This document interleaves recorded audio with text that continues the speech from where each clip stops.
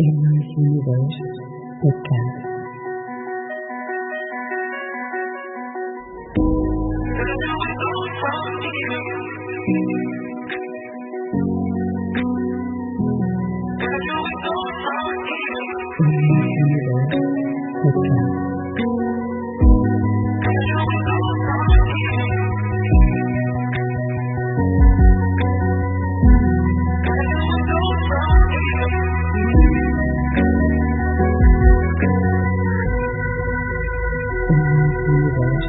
Podcast.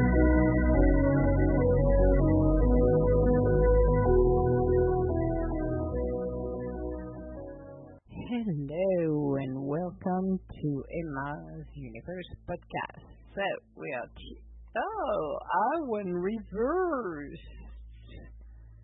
Oh no, I did not. I got the wrong title. Oh, that's what I did. Oh, okay. So I need to change the title of the previous one. Oh my goodness gracious. I'm having way too much fun, guys. You say, what is wrong with you, Emma? Well, just to give you a little secret, I record my podcast back to back to back. So when this happened, well, Emma has to make sure that I got my ducks in a row, and I got my ducks in a row, except I got the wrong ducks for the title for my Monday on the episode, so I need to change that when I'm going to be setting the other one. I have to remember that. I have dog hair on this one. That's not good. I know, sorry guys, and it's Wednesday. It's not even a Friday yet. Oh, goodness gracious. So, what are we going to be talking today about?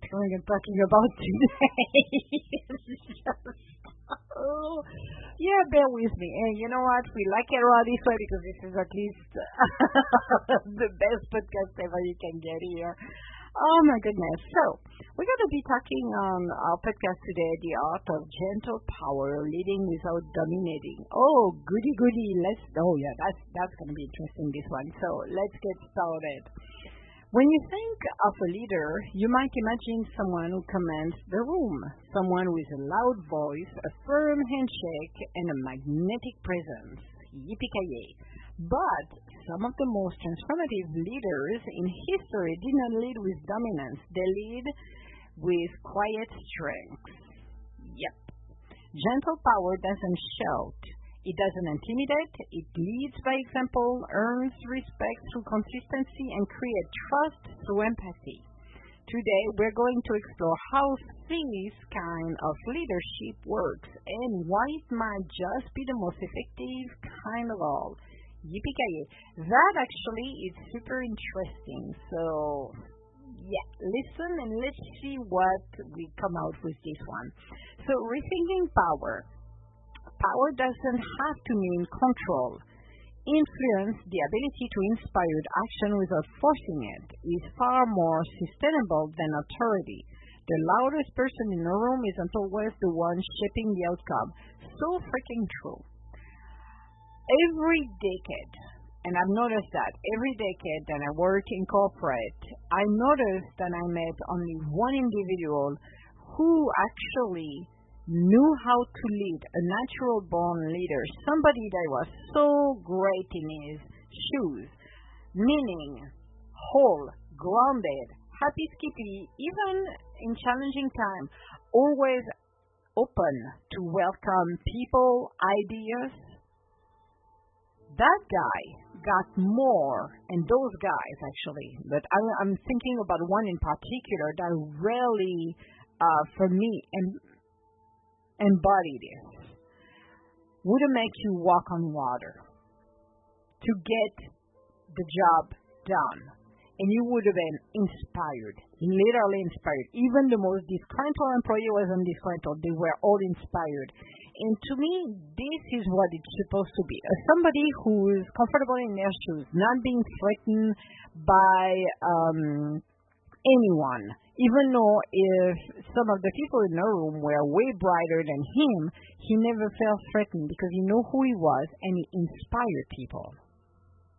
The loudest person in the room, you know what, when you bark, after a while, Nobody's going to care, okay? Yeah, you're going to fight people once in a while so people feel threatened. But at the end of the day, your bark will do nothing because people will be immune to it. You're not inspiring people. You're shutting down people. So they will not help to succeed or do the extra mile, should I say. They will not give everything they've got. That's something you have to rethink about the power. Now, the strength of listening. Gentle leaders listen more than they speak. They don't just hear words. They hear meanings, emotions, and intent. Listening builds trust, and trust builds loyalty. You can make, and I've seen that, people making promises, left, right, middle, center. They will promise the moon, but they fell short to deliver it. But oh my God, they will promise to change it. They will promise this. It's like, you know what? The old trick of the salesman doesn't work this way, okay?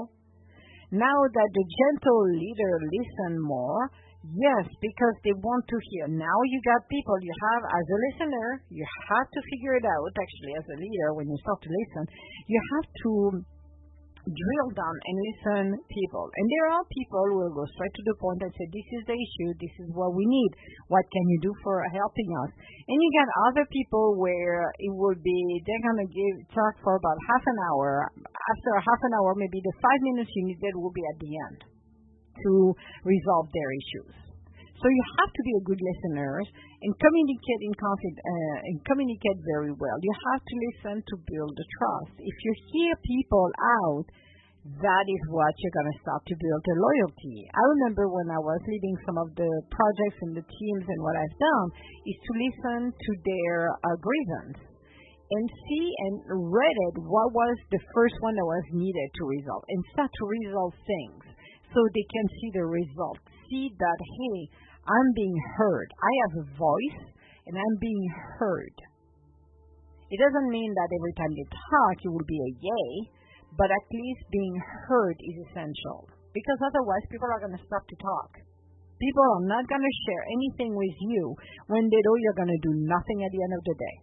Seriously, we have to be honest with this. I know it's kind of brutal, but they, per experience, and have dealt with the worst of the worst leader and the best of the best, you appreciate the people that take the time to listen what you got to say, wrote it down, and they will circle back. And there is stuff, and I have done that in the past as somebody was leading stuff. There is stuff I could not get it done, and I say, okay, guys, we cannot do this right now. We don't have the resource, we don't have the fundings, but what can we do if we cannot deal with it? What can we do to go around it? And see, maybe later on down the road, we can put this back, it's on the back burner, but it's still there, and when opportunity will come, then we can do it. That would be great. So, this is how you're peeling the situation of issues and try to remove them slowly but surely. Now, let's talk about the confidence of silence. Yes. We often feel pressure to respond immediately, to have answers at the ready. But silence used intentionally can communicate confidence. It shows you're thoughtful, measured, and not afraid to pause before acting. So let me say this before somebody says, really? Okay. I'm talking about leadership who are in their shoes and know what they're doing. I am not talking to somebody you talk to, who's a leader or not, who feel like he got, cut like a deer in a headlight, who will look at with a blank in his face, okay? I'm talking the real silence, not the one who got cut off and his brain cannot function, so he has a blank. I have people who have done that in the past, and I'm like, oh boy, we're in deep doo-doo, and I'm looking at them, and they could not respond. It was a blank, a literally blank. And I'm like, we're in deep doo. Seriously, people, it's time to jump the boat because, oh my goodness gracious, this is not good. No, I'm talking about the silence that the person actually is listening and try to, gonna be communicating, but they're gonna wait a few seconds before they respond, okay? It's not somebody who's going to get for the jugular every time you talk and go to your jugular and it's like, what in the world is wrong with that person? I'm talking to a person who will take the time to communicate properly, not shoot out something out of their mouth, and 5 minutes later, somebody has to correct them, and you're like, oh, boy, what the heck? So those are the time where you're not afraid to pause before you speak, before you're acting. And that really shows true leadership. And there is days you're going to boil, okay? Not every day you're going to be paused. But I will say most of the time, the silence that it is created there is to really be able to digest those questions and be careful on how to respond as well in a more accurate way if you don't have all of the answers or if you have some answers to make it in a way that the other person can digest that answer. Not by saying they're idiots or imbeciles, but to communicate in a way that is efficient. That's what I'm talking about. Now, let's talk about the boundaries with grace. Oh boy, the boundary with grace. Oh, that's another one too. I'm having fun for a recording for the Wednesday one. But gentle doesn't mean weak, okay? That's something you need to understand. In fact, gentle leaders often have the strongest boundaries. They know how to say no without burning bridges and how to protect their energy while still supporting others. So again, somebody who's gentle is not a sign of being weak. It's a sign of, we don't need to be aggressive on everything we approach. We can be, I would say, more on an analyst side of it, but you have to take the time in your life to really set the boundaries. How often I've seen people who were managers who had no boundaries with people, and when things did not work great or were heated, that caused issues. I am glad that I had the discipline that I had when I was younger, because when I moved as a leader, it was funny, that was the overnight that I was doing. And I was the only female, and I was leading that team. I love that team. They were very loud guys. It was hilarious, actually. It was very interesting. Maybe I will write a book later on, who knows. But it was very interesting because the people that would come to the room where we were back home, and you saw all of those guys, and one in particular, I remember him, forgot his name, but I can see him. He was the guru for the grocery area over there, and people assume he was the leader. And I never stepped in unless it was necessary. You have leaders who will micromanage everybody. For me, no. I give you the rope. You do what you got to do. If I know you're doing your job, I could care less. I let you do it and run it. If you want to attempt to run something, and I share that story, that was Toddy. And he wanted to run an entire department in a vacuum, and I said I wasn't sure about how he would do. But instead than saying no, I said, yeah, I gave you a couple of weeks to see how you're doing it. Less than 30, I think even 30 days or something like that. And I said, if in 30 days you're not doing what you're supposed to, then we'll go my way. And he said, okay. And I let him be. By letting it be, he actually succeeded and did a great job. It was very, very good what he was doing. Now, people walk in that room would never know who I was. And people kind of were surprised when they discovered that I was the one leading, because they did not realize that. And they dismissed me several times, thinking I was a nobody. Until they realized at the end that wasn't the case. And I put some of them in trouble, actually. But it was very interesting when people said that, and I say, well, I let the room run the way it's supposed to run, unless if I have to take a decision, then I will take a decision. But if I don't have to and people take their own decision for what everything is fine, I'm good with that. So that's called leadership as well. It's giving the room for people to do what they got to do. I had my boundaries. If you cross that boundaries, we'll be in trouble. But those people knew I would give them the open rein for what they're supposed to do. Then I will take final decision on what was supposed to be happening. So that's a form also of quote-unquote gender leadership, but it wasn't a sign of weakness. And looking at the boundaries, you set your boundaries because even though those guys were doing their jobs, some had a stronger personality. That boundaries was there, the respect was there, so they were not crossing the bridge. And this is how it helps to protect the energy. We were doing our own thing in the back. We used to go on the floor too, which traumatized some of the people because we go to do blitz. Blitz, that's when you're in a specific house and we all work together and get department done faster than they could ever imagine. That was funny, actually, when we were doing this. But you have to really set your boundaries and doing it with grace if possible. Some days are not that easy, but everybody can do it. So that would be the one about the boundary with grace. The other thing is gentle power in action. From leaders who negotiated peace without even ever raising their voices, to managers who quietly inspired the entire team to excel, history is filled with examples of gentle power creating massive changes.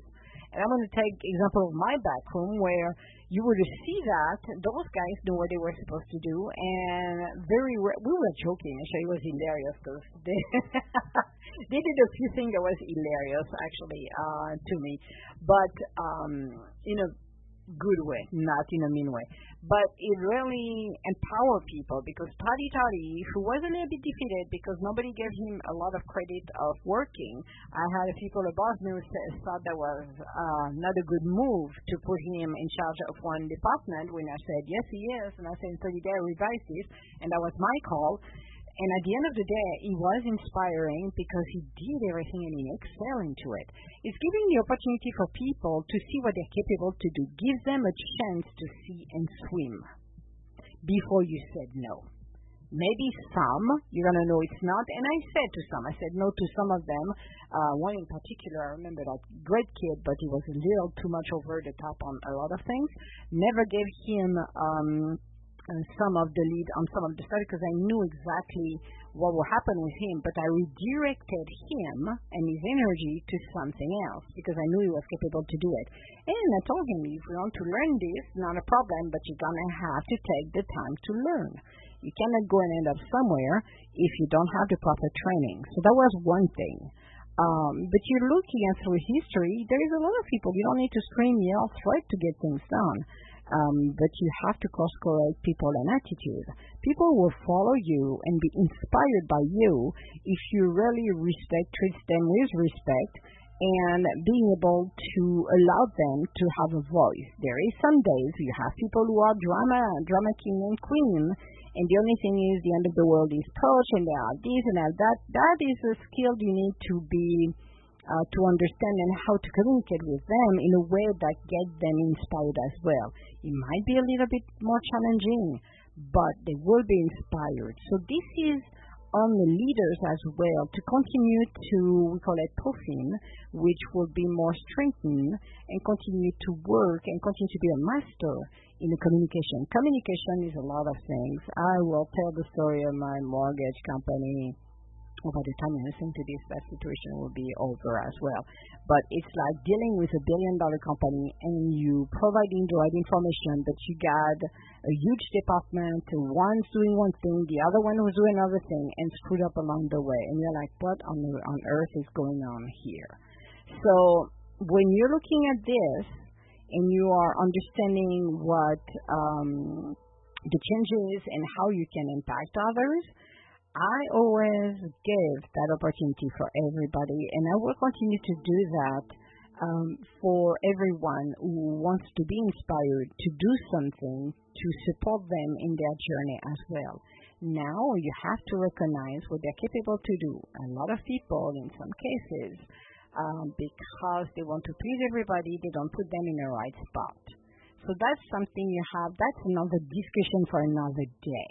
But that I witnessed that when individuals were put in, in management position, that they were incompetent and somebody put them in that position because they wanted to please that person.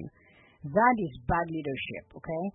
Nobody should be putting in a situation when you harm a team, but in some and quite often situation, this happened. So we might talk about it later on, not in this one. But you have, as a leader, being able to really allow people to find their voice. Now, you got some individuals who have agendas, so that's another situation I could talk about it, and they will never stop their agendas, and that's something that I have to deal with. But when I'm looking at people really who have inspired me, and like I said, I met one every decade. I did. I met one. In 2000s, I meant one past 2010. It was just unbelievable when you meet people like that really inspire you, and you can feel the energy they have. You can feel they want you to succeed, and it's genuine. I think the biggest things when you're looking at gentle power is a reminder that strength doesn't always roar, and sometimes it whispers and still moves mountains. And also, how they present themselves. Because when you work with somebody who have gentle powers, you see them on whole and grounded. This makes a huge difference. The other thing is trust. Because you do trust this individual, no matter what. And that's what makes a huge difference. And people will walk on water to get things done for you and go the extra miles on the top of it. I have seen it. I have done it, but I have seen it from other people, how an entire person can lift up a room and inspire others to go beyond what they thought they would be able to do. That to me is amazing. So think about that, and this is the end of our podcast for today. I know, and we're going to be recording now one for Friday. Yippee-ki-yay! I know, it's like yippee-ki-yay.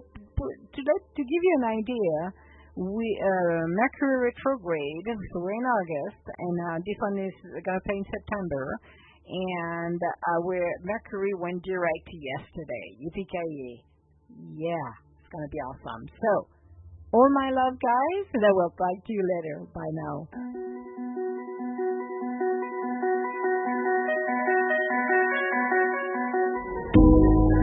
Universe Podcast. Universe Podcast.